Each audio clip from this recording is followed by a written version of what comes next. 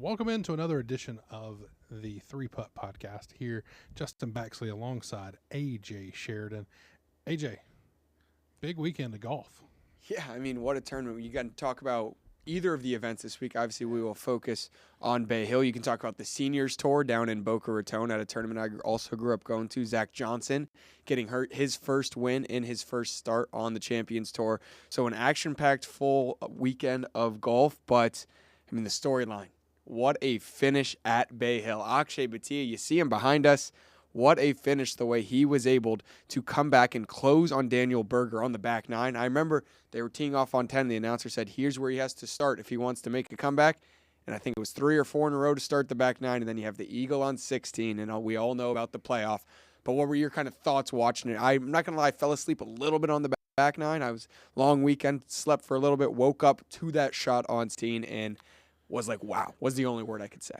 Yeah, so I was more leaderboard tracking yesterday because I was over in St. Augustine exploring a little bit, checking out some of the stuff over there, and watching more than anything. And Daniel Berger led the whole tournament. AJ, like I felt gutted for him because he's gone through a lot of injury stuff. I felt really bad for him, truthfully, and I mean. But Akshay, man, 3 tour victories, and he's won all 3 in a playoff. I mean, you don't get any more clutch than that. I mean, it's just plain and simple. That is clutch at its finest. And you're right. He, obviously came charging down the stretch, and then was able to, get the par he needed. I think it was the first person ever to win his first 3 events. Yeah, all in a playoff. That sounds right. Yeah. But look, Daniel Berger, I mean, outside of the first round, I mean, it's the 63, but everything else, 68, 72, 70, like he just wasn't – I just didn't think he was maybe aggressive enough because obviously he was firing at pins on day 1. And I think, after day 2, he probably thought this is a pretty honorable lead because it felt that way, right? Like Akshay at the time – was down 7 shots after round 1, down 5 shots after round 2. And, there was really nobody. I mean, Colin Morikawa, it was playing pretty well with the first couple rounds. But nobody was really kind of testing him. But kind of looking around this leaderboard, man, what another great signature event. I mean, you're talking Ludwig played really well down the stretch. Cam Young, who I think we talked about last week, is a potential dark horse in this thing. Colin Morikawa, like I said, and then Sahith, Russell Henley, who had won here a year ago, ends up backdooring the top 10. And but I tell you, the name that'll obviously stand out is that was a little further down. Scotty Scheffler went 2 under at this tournament. Yeah, we talked about can anyone catch him? This may be his week to break through, but I want to go back to what you were saying about Daniel Berger maybe playing a little bit conservative. We know how hard that course can be, especially when wind picks up. They were trying to dry out the greens as much as possible. The rain messed with that a little bit on Saturday afternoon, but before Berger had even teed off on Saturday, I was talking to my dad because, again, my parents were at the tournament on Friday, and I said Berger kind of was just picking his way around the course. You could tell by Friday he was already kind of playing conservative. He was just center green 2-putt, which no problem doing that, but you can't be doing it on Friday and Saturday. If you have a 4-shot lead, 5-shot lead going into Sunday, I could see you doing that a little bit. He almost got too conservative starting on Friday, just kind of watching it. That's the way I felt about it. And ultimately, he didn't choke this tournament away. Akshay Bhatia went and won this tournament with that shot on 16, but we talked about the great finish last week. I sat here saying that it is the best finish of the year, what we saw at the COG, the Honda Classic, the Cognizant Classic. And then they might have just one-upped it the week after. I'm still going to obviously take the COG finish. But the PGA Tour, like you said, has been delivering in its big events. The signature events bowl was great. This one was great. Of course, we have another one coming up this weekend in Ponte Vedra with the players. We'll be back on Wednesday to break that all down for you right here on this channel. But I'll go back now to Scotty Scheffler. Your question, is it going to be his week this week? I don't know. There's just something's off. Last year he had the excuse to start slow with maybe his hand was cut open, or there's kind of always been not an excuse but a reason for his slow play, his bad play, or him getting arrested. Like there was kind of always a reason for it. Right now it's just like he doesn't have his stuff, his best stuff. It's almost like when a pitcher's going through it, they don't have their best command, best control.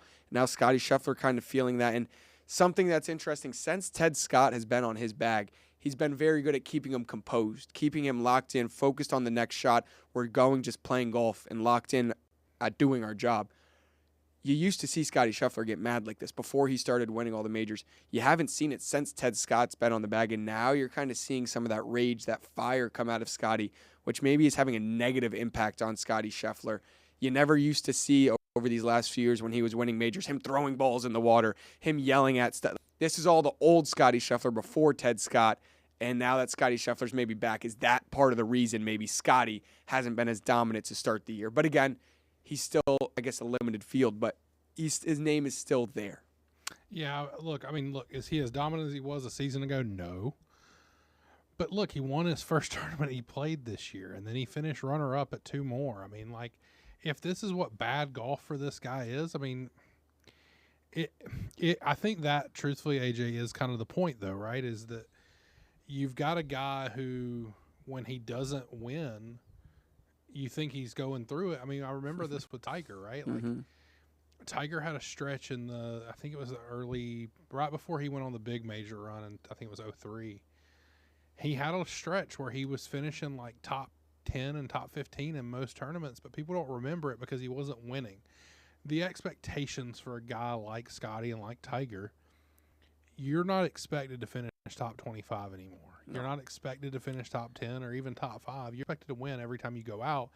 And I think that the last 2 weeks, the Cognizant Classic as well as this week, shows you, and even let's go back an additional week with Jacob Bridgman, you start looking at this and like these guys have a situation where it's hard to win on this tour. You took the words out of my mouth right there. It's hard. And so like for somebody to be expected to win every single time they play is almost at an unrealistic level. And I think that you look at it, Bridgman talked about his hands were numb the last 3 holes. Shane Lowry literally won the Ryder Cup. He sunk the winning putt. And we watched him shank probably his 2 worst shots, maybe of his career, back-to-back on at 17 and 16 at the Cognizant Classic. And then this week, Daniel Berger, again, I know you said he didn't lose it, but he wasn't firing at pins, but it goes back to, like, it's hard to win on this tour. And I think that's the key. If we're talking about Scotty Scheffler and not necessarily winning, and it just shows you how hard it actually is. All these guys are so good. It's not you're not going out there and playing against the me's and you's of the world or even your scratch golfers. All these guys are elite, and it only takes 4 days for them to be playing their best golf to win their biggest event like this for Akshay Bhatia. But someone who learned to win this weekend, and it was down in Puerto Rico, a Florida Gator. We mentioned his name a few times on this show. Ricky Castillo picking up his first PGA Tour win, and what an event it was down in Puerto Rico. You had John Daly Jr. hitting driver off the deck in his first PGA Tour tournament when he's in contention. You got Blades Brown in on a sponsor exemption, tied for the lead on a Sunday, and then it's a Florida Gator closing the door on Sunday afternoon. That one was a lot of fun down in Puerto Rico. Yeah, look, Little John ended up coming up short with the T37, but up until yesterday, up until Sunday, he was actually in that thing. I thought he had an opportunity. And look, I get what everybody will say about Ricky's win is that it was in an alt-field event, but I don't care. I mean, this tour is really hard to win on. At any professional level of golf, it's hard to win. I mean, we don't talk about it much on here, but I mean, we look at the Anthony Kim story to start the year over in Live Golf. Like, he beat John Rahm and Bryson DeChambeau, but like, it's unreal to think that some of these guys, like the way they have to win, even in some limited field events, like, or in alt field events, it's hard to win on this tour. Ricky was being chased down by, Blades Brown is going to be special. Yeah. Like, I mean, the biggest takeaway obviously is the Gator getting his first win, but that second takeaway for me would be that Blades Brown is going to be a special golfer. I mean, we saw him at the American Express go toe-to-toe with Scotty, and obviously came up short in that, but, he played well. I mean, the same thing with here again in Puerto Rico. He finishes in third. He was 3 shots back of Ricky, but, I mean, he played well, below 70 in every round. But you look at Ricky, 68, 68, 68, 67. It was the model of consistency that won him the whole thing, but because Chandler Blanchett, who finished second, was 64, 67, 74-67, and Ricky wins by 1. But you look at that round 3, Chandler Blanchett blew up, and Ricky was just not even par, but even kill the whole week. And you just have to respect what he was able to do on the golf course this week. I know it's a field that's maybe not quite as good.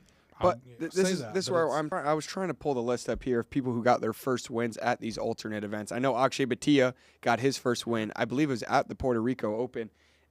And it's kind of just a stepping stone because it teaches you how to win, which you could look at Ricky Castillo. He knew how to win because he won a national championship right here in Gainesville at the University of Florida. But we've already talked about today how hard it is to win. I don't care who you're playing against. Again, it's still the PGA Tour. It's going to be tough to win. So I think this breakthrough can really catapult him and now puts him in the big events now.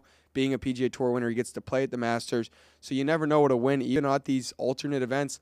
If you're a guy like him, maybe it's better that you're winning that event than coming in dead last at the Arnold Palmer. I think this is a lot better for him. Again, finishing above everyone. What was it? He only won by 1, but it was him and Blanchett, and then everyone else was kind of farther down there. So a good week for Ricky Castillo, and I couldn't be happier. Our group chats were all blown. Well, probably not yours being a Georgia Bulldog fan, but being a Gator fan, a lot of our golf group chats were blowing up that Ricky was finally able to break through because my Ricky, it's a struggle to break through. So whenever I can see a Ricky win, it makes me happy. Yeah, look, this is a good win for him. And frankly, like, we see these guys break through at these events, and then all of a sudden you start looking around and, like, that's the household name in a year or two, right? Like, that's the guy that in 2 years he's competing at the Arnold Palmer for a top 10. He's not competing for dead last, like you said. And I think this is good experience because here's the other thing. How many times do we see a guy in – let's just say a regular tour event with some of the bigger names, a Cognizant Classic even. Whoa. It's not necessarily an all-field event, but it's not the best. It's not a signature event, right? Like, it's just a regular every week event.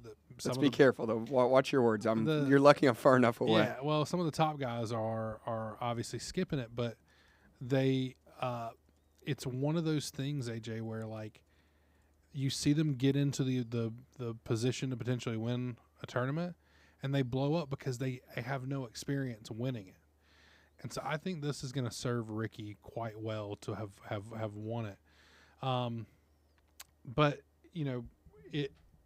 looking forward to next week. Yeah.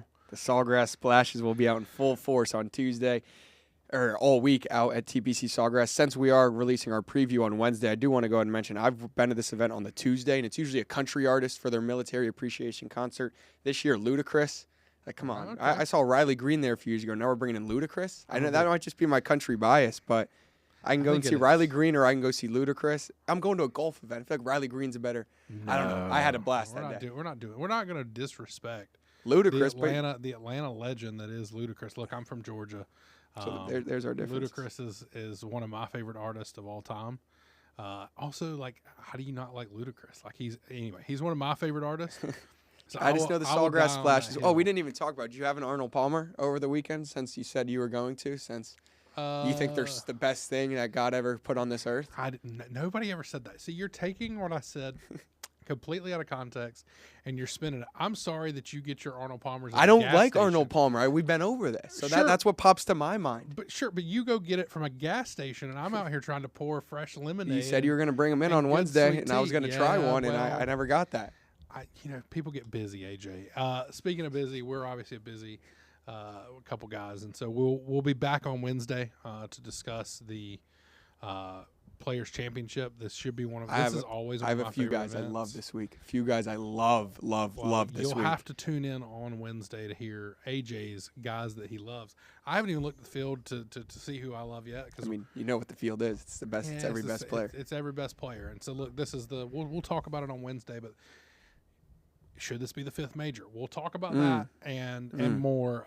We appreciate you joining us here on the 3-Putt podcast. For AJ Sharon and I'm Justin Baxley, and we will see you on Wednesday.